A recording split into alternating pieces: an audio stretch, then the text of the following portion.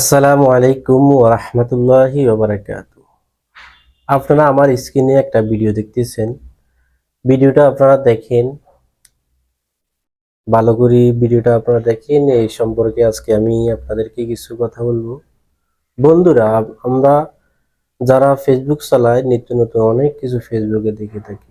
আসলে আমরা যারা মুসলমান, আমাদের অন্তরে একমাত্র ভালোবাসা হচ্ছে আমাদের নবীর প্রতি ভালোবাসা।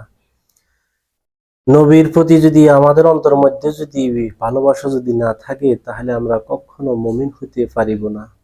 যাই হোক, যেটা বলতেছিলাম, আমরা দূর পাল্লা থাকি, অর্থাৎ অনেক দূরে, রওজা মুবারক থেকে অনেক দূরে আমরা থাকি, কিন্তু আমাদের সবসময় ভালোবাসা থাকবে নবীর প্রতি।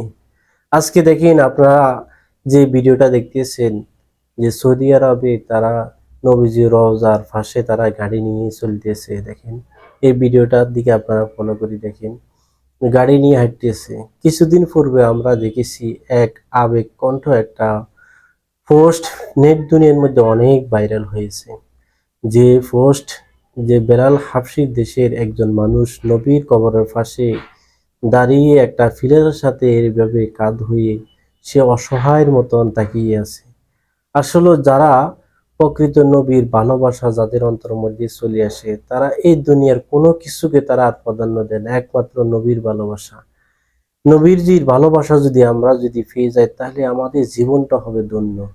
কারণ কিয়ামতের দিন সর্বপ্রথম নবীজি আমাদেরকে যদি সুপারিশ যদি না করে, আমরা কেউ কোনো উম্মত জান্নাতে প্রবেশ করতে পারব না।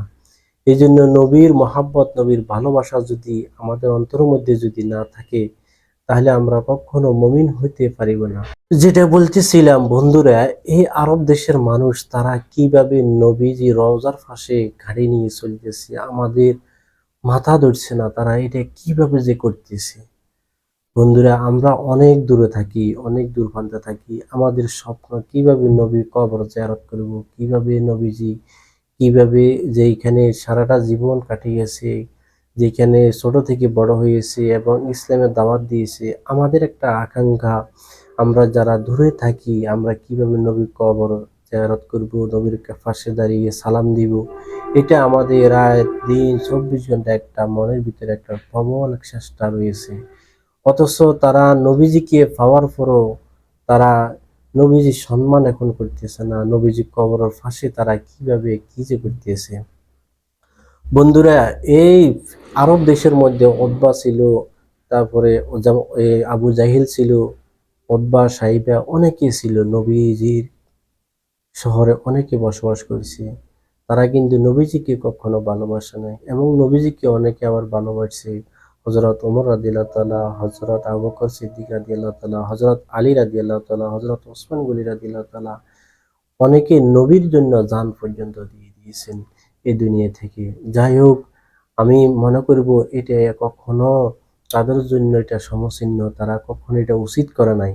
বন্ধুরা, আপনারা কে কিভাবে দেখতেছেন সেটা আমি জানি না, কিন্তু আমার বিবেকের মধ্যে অনেক কষ্ট লাগছে এই ভিডিওটা দেখার পরে। ধন্যবাদ আপনাদের সকলকে, যারা অনেক কষ্ট করে আমার ভিডিওটা দেখতেছেন, সকলকে অসংখ্য ধন্যবাদ। আসসালামু আলাইকুম ওয়া রাহমাতুল্লাহি ওয়া বারাকাতুহু।